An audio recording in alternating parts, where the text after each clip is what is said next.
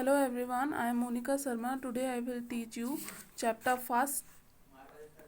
number 10, when, where and how. This is the history part, which means that this is unit second. Okay, in the previous class I have been already discussed the archaeological source of history, and then today I will discuss literary sources. Literary sources include all written words of the past. क्या होता है literally sources? Literally sources में होता है कि written words होते हैं, written works जितना भी है पास का वो होता है. Okay, in the parts most of the books were hand written and were called manuscripts. Means पहले क्या होता था, पहले जो बुक्स लिखी गई वो हाथ से लिखी जाती थी मोस्टली, मशीन का यूज़ नहीं होता था उसमें. एंड देन उसे क्या कहते थे? मैन्युस्क्रिप्ट्स कहते थे. Some of the manuscripts were destroyed but many of those are preserved in the temples. And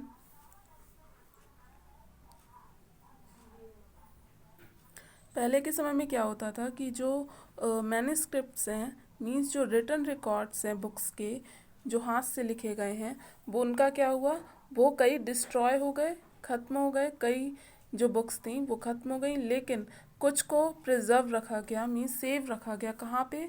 temples में एंड मोनेस्ट्रीज में. In the beginning people road on stone walls, copper plates, palm leaves and the bark of certain trees such as the birch tree.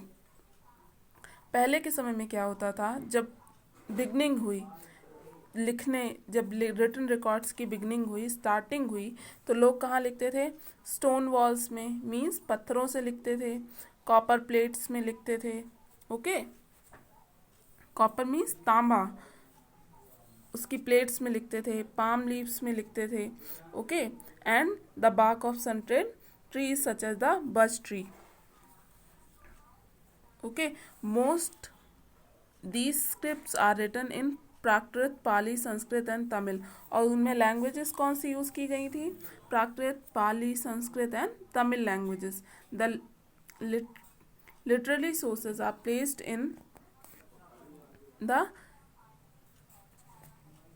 In two categories. Literary sources को कितने categories में बांटा गया है? Two categories में. First क्या है? First है religious sources. These sources include the Vedas, Puranas, Upanishads, epics, Mahabharata and Ramayana etcetera. Religious sources क्या? मीन्स जो हम घर में पढ़ते हैं जो बुक्स, मीन्स जैसे वेद हो गए, पुराण हो गए, उपनिषद हो गए, महाभारत हो गया, रामायण हो गया, ये सब चीज़ें. ओके, ये क्या है? Religious sources of literary sources. And then non religious sources. Non religious sources क्या है? These sources include non religious text, biographies, traveller reports, Arthashastra etcetera. Means इसमें क्या क्या आता है नॉन रिलीजियस में? जो रिलीजन से रिलेटेड ना हो वो वाले टेक्स्ट, या फिर बायोग्राफी, किसी की बायोग्राफी यानी कि जैसे कि किसी की जीवनी, किसी के जीवन पर लिखी हुई एक कहानी. ट्रैवलर रिपोर्ट्स मीन्स किसी ने अगर उस समय पे ट्रैवल किया हो और उसने कोई रिपोर्ट बनाई हो, उसने कुछ लिखा हो. या फिर अर्थशास्त्र. ये सब क्या है? नॉन रिलीजियस रिसोर्सेज है. Okay, and then the geographical framework. अब जियोग्राफिकल फ्रेमवर्क क्या है? मीन्स वहाँ के लोग कैसे रहते थे, कहाँ पे रहना ज़्यादा पसंद करते थे उस समय के लोग. The history of a place is shaped by the location and geography of that particular place among other factors, because people prefer to settle on the place where favorable conditions are available for survival. Means क्या है इसका? इसका means ये है कि जो किसी भी प्लेस की हिस्ट्री है वहाँ पे ये पता चला है कि वहाँ की जियोग्राफी ऐसी होनी चाहिए कि वहाँ पे लोगों को फेवरेबल कंडीशंस मिले, मीन्स उनको सुख सुविधाएं मिले रहने के लिए. Okay, the Indian subcontinent consisting of India and it's neighbouring countries. अब इंडियन सबकॉन्टिनेंट्स में क्या क्या आता है? इंडिया आता है, मीन्स भारत आता है पूरा, और उसकी नेबरिंग कंट्रीज आती हैं। अब नेबरिंग कंट्रीज में आप पूछोगे कौन कौन, जैसे पाकिस्तान हो गया, जैसे चाइना हो गया, या फिर मैं बात करूँ श्रीलंका की, या फिर बांग्लादेश की, या फिर म्यांमार की, ये सब क्या है, ये सब नेबरिंग कंट्रीज हैं। इसको पूरा क्या कहते हैं, Indian sub continents. Okay, is a great example of this, ये बहुत ही अच्छा उदाहरण है। As first civilisation flourished in river valley because they dependent heavily on farming, and their close proximity to the river provided them easy access to water that was needed for farming. Means जो सबसे पहली civilisation थी वो कहाँ पे रहते थे, वो रिवर वैली के आसपास रहते थे। क्यों रहते थे, क्योंकि वो बहुत ज़्यादा डिपेंडेंट थे फार्मिंग पे। अब फार्मिंग के लिए क्या चाहिए, पानी चाहिए, तो उनको ईजिली एक्सेस हो जाता था पानी का इस वजह से। And their close proximity to the river provided them easy access to water that was needed for crops, और फसलों के लिए पानी रिक्वायर्ड था, वो उन्हें ईजिली मिल जाता था। Reverse also connected distance places and were often the only means of transportation. अब रिवर्स क्या करती थी, रिवर्स डिफरेंट कई तरह के प्लेसेस को कनेक्ट करती थी, बहुत जो दूर दूर थे। ओके, और ये केवल एक ही उस समय पे मीडियम था ट्रांसपोर्टेशन का, कि एक जगह से दूसरी जगह जाया जा सकता है। ओके, बोट के through. Mostly early civilisation of the world were located near river valley. जो बहुत पुरानी सभ्यता है वर्ल्ड की, वो कहाँ रही है, रिवर वैली के आसपास। Such as the Chinese civilisation, जैसे कि Chinese civilisation flourish in and around the river Yangtze and Huangho. Yangtze and Huangho क्या है, ये नदियों के नाम हैं, इनके आसपास रही कौन सी सभ्यता, चाइनीज सभ्यता, चाइनीज लोग। Okay, the Mesopotamian civilisation, Mesopotamian civilisation कहाँ रही, around the river Tigris and Euphrates. And the Egyptian civilisation कहाँ पे रही, the river Nile. Okay, Nile नदी के आसपास। अब नाइल नदी मीन्स हिंदी में बोलते हैं नील नदी, सबसे लंबी नदी विश्व की, और उसके आसपास कौन सी सिविलाइजेशन रही, इजिप्शियन। ओके, मेसोपोटामियन सिविलाइजेशन जो है वो बहुत पुरानी है, सबसे पुरानी मानी जाती है, और वो किस नदी के किनारे रही, tigris and Euphrates. River Nile, our very own Harappa civilization flourished around the river Indus।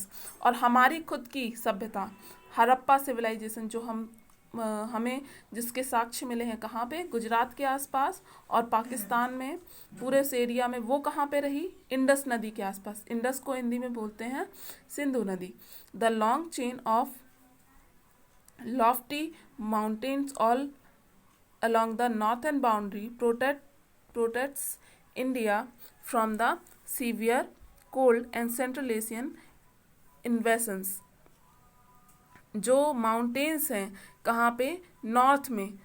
अब आप जब देखोगे मैप इंडिया का, तो वहाँ पे नॉर्थन साइड में क्या है, बहुत सारे माउंटेन्स हैं, जिन्होंने हमेशा जो बाहर के जो आक्रमण हैं अगर मैं बोलूँ तो उनसे बचाए हुए रखा, किसको, इंडिया को।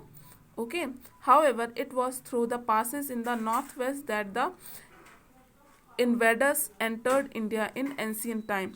अब invaders means invaders यानी कि जो बाहर से आक्रमण करते हैं, उनको एंट्री भारत में किसने दी, आपको पता होगा, इंडिया बहुत समय तक गुलाम रहा है, तो उनको वो आए कहाँ से, वो आए थे पाकिस्तान वाले रीजन से। आपको पता है पाकिस्तान से अपनी बाउंड्री लगती है, वहाँ से ही आए थे। क्योंकि अगर आप दूसरे साइड में जाओगे, अगर नीचे साइड में इंडिया के आओगे तो वहाँ है पूरे में पानी, और अगर ऊपर साइड अगर आप देखोगे तो केवल एक ही रूट मिलता है, आपको रास्ता मिलेगा, वो है पाकिस्तान साइड का, जहाँ से आप इंडिया में एंटर कर सकते हो। ओके, इसमें वही लिखा हुआ है। In the first century AD when the direction of monsoon was discovered, traders sailed along with the southwest monsoon from West Asia and Mediterranean Sea region reached India and Southeast Asia। Thus, this discovery enabled the people to carry out trade and establish cultural relationships with countries in West Asia and along the Mediterranean Sea. Means इसका क्या है कि जो first century थी AD में, उस समय पे क्या हुआ, मानसून की डिस्कवरी हुई। ओके, मौसम का पता लगाया गया उस समय पे, तो उससे क्या हुआ, ट्रेडर्स को इन सब चीज़ों के बारे में मालूम हुआ और वो बिजनेस करने में और कल्चरल रिलेशनशिप को बढ़ाने में वेस्ट एशिया के साथ सक्षम हुए। और मेडिटेरेनियन सी क्या होता है, मेडिटेरेनियन सी क्या है, ये जो एशिया है वो उसको यूरोप से अलग करता है। और यूरोप में क्या है, यूरोप में है ब्रिटेन जिसने हमारे ऊपर 100 सालों तक राज किया। ओके, तो इन सब चीज़ों में इसका बहुत बड़ा योगदान था। और इससे क्या हुआ, इस्टेब्लिश कल्चरल रिलेशनशिप मीन्स इससे क्या हुआ, इससे कल्चरल रिलेशनशिप बिल्डअप हुई डिफरेंट कंट्रीज के साथ में। किसकी, इंडिया की।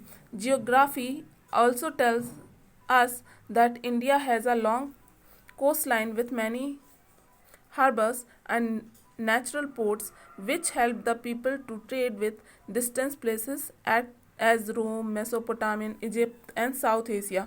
अब आपको मालूम होगा कि जो इंडिया है, इंडिया क्या होता है, इंडिया की कोस्टल लाइन जो है वो बहुत बड़ी है। अब आप बोलोगे कोस्टल लाइन क्या होता है, तो कोस्टल लाइन मीन्स जब आप नीचे साइड देखते हो इंडिया में, मीन्स जहाँ केरल है, कर्नाटक है, मुंबई है, उड़ीसा है, तमिलनाडु है, ये सब क्या है, पानी से घिरे हुए हैं पूरे चारों तरफ से।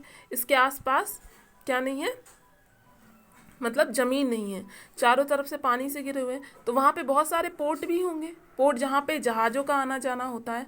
ओके, तो जहाज जहाँ आके खड़े होते हैं उसको क्या बोलते हैं, पोर्ट।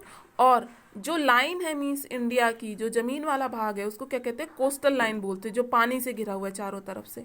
तो इससे क्या हुआ कि जहाज के थ्रू, जो आपके शिप्स हैं उसके थ्रू बहुत सारे देशों के साथ हमारे बिजनेस भी थे पुराने समय में। और वो देश कौन कौन से थे, रोम हो गया, मेसोपोटामिया हो गया, इजिप्ट हो गया, साउथ एशिया हो गया।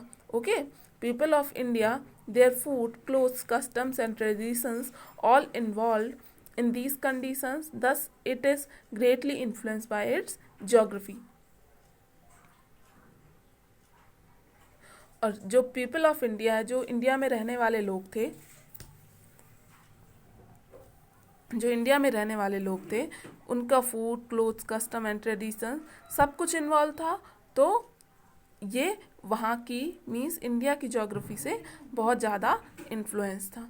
सो this is the end of the chapter and then we discuss the question answers. Okay, so the question number A is take the correct option. The word history is derived from, क्या है इसका answer, Greek. Okay, B, Greek. The study of history is divided into periods. The C is the answer of second. 800 years after the birth of Christ is written as 800 AD. Okay, AD means Anno Domini. The years after the birth of Jesus Christ are written as AD, Anno Domini. मैंने आपको बताया था C, AD. An archaeological source of history is both of these, means inscription भी होता है and artifacts भी होते हैं. For understanding prehistory, archaeologists have to dig deep into the ground. The A is the answer of sixth. The study of inscription is known as epigraphy. Okay, B is the answer. Seventh का B. Early civilization flourished around rivers. मैंने अभी आपको बताया था. And then fill in the blanks. So the question number B is fill in the blanks is the chronological account of past time history. Okay, and the second one is Herodotus is called the father of history. The year of Jesus Christ birth is acknowledged as the reference point from which dates of all history events are counted. The scientific study of coins are known as numismatics. All written records of the past are known as history. the Mahabharata and Ramayana are known as epics. Vedas belong to the literary sources. Okay, and Rig Veda is the earliest of 4 Vedas. The recording of past events in the order in which they happened in the is called prehistory. So this is the true false. The first one is false. The recording of the past events in the order in which they happen is called the prehistory. Prehistory नहीं बोलते हैं उसको, क्या बोलते हैं? Chronology बोलते हैं. AD stands for Anno Domini. True है. We use the birth of Lord Rama as the focus point from which we count the date of history. No. False है. क्या यूज करते हैं? Jesus Christ. Okay, reference point क्या use करते हैं? Jesus Christ. And then inscriptions is an archaeological source of history. True. The Mahabharata can be regarded as religious literature. True.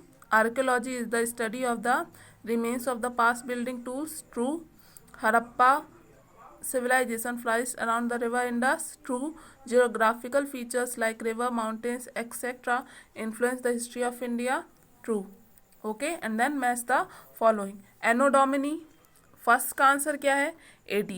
Chinese civilisation, second का answer क्या है? River Yangtze.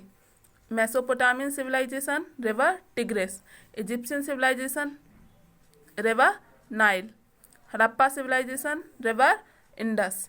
CE means common era and BCE means before common era. So today's class is completed. Thank you.